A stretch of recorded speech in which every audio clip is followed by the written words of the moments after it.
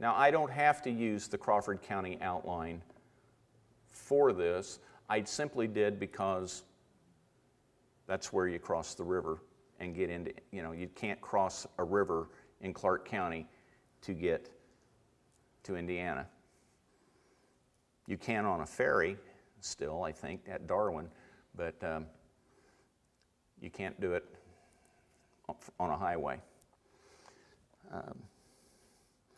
Now, that's just this is just all my opinion on how, the things he used to put this all together and create these places and things and people that he wrote about.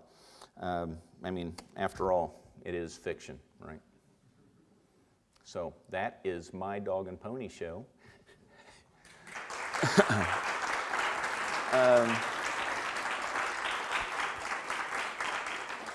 We got a couple of minutes before we have to break for lunch. If any of you have a question or anything.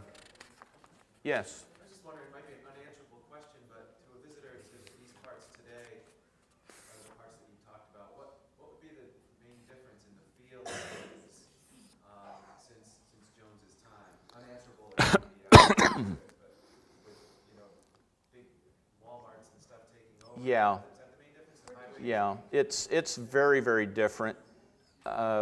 If you drive into town on Route 1A and you see the home of the town's richest doctor, from about that point on, you're lost, really, unless you know about the things that still exist. The entire atmosphere of the community, of course, is entirely different because of the Walmarts and a much more mobile society that we have now. When I was a kid, it was a big deal to go to Terre Haute. And it's only like 45 miles away. Well, gee, I do that now and don't even think about it. It's a much more mobile society, a lot different. A lot of those things are still there, obviously, but you have to know what they are or you'll never know it.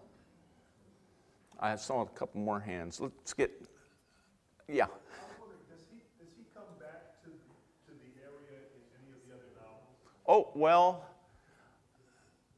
he does in his short stories. All of them.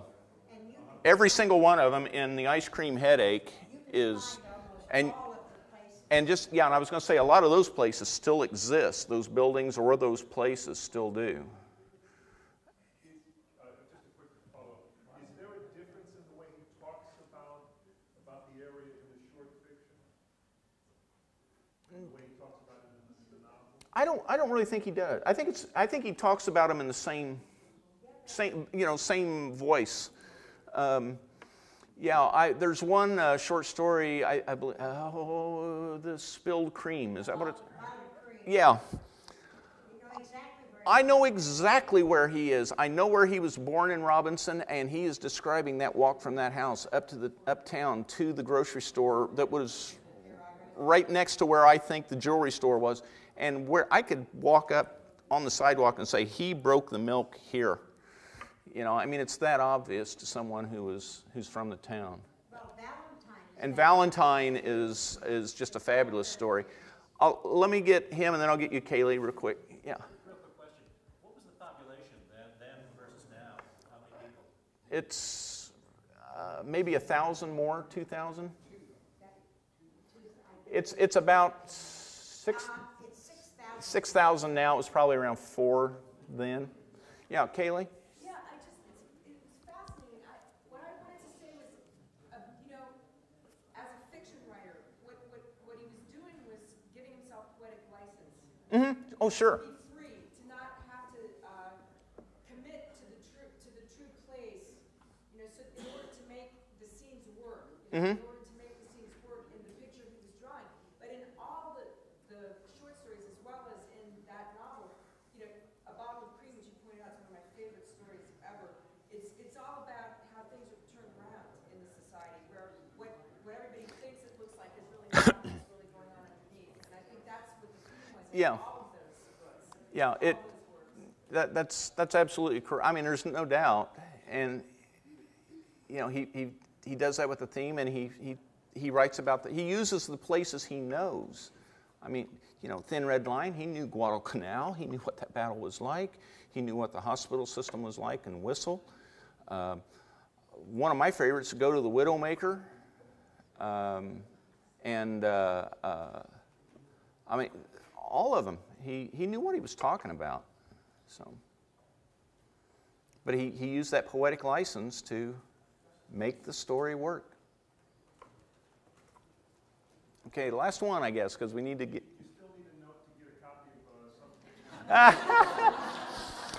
You know, when I started this project, I went to the Robinson Library, and the first thing I did, maybe I should explain some of my methodology and what I did, was I went through the novel and started writing down all these descriptions. And I have, well, this binder over here is full of quotes from the book about places. This is just a small fraction of the information I have to support my, my conclusions.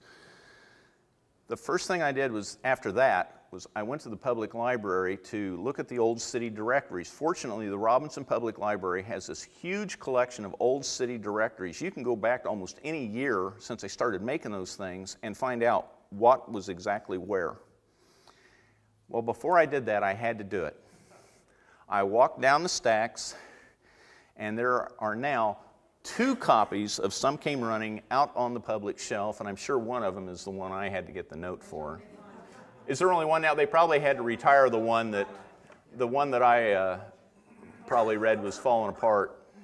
They had 2 copies back in the special books.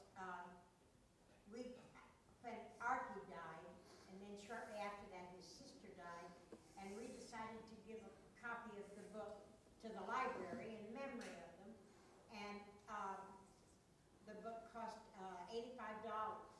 And it was in really good condition. Didn't have a cover, but it was in good condition that I was able to get a hold of.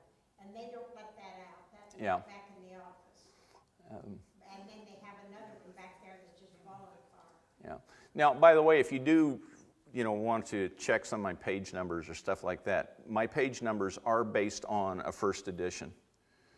The other day, I didn't have my copy in my office, and I was wanting to verify a page because I couldn't read my notes.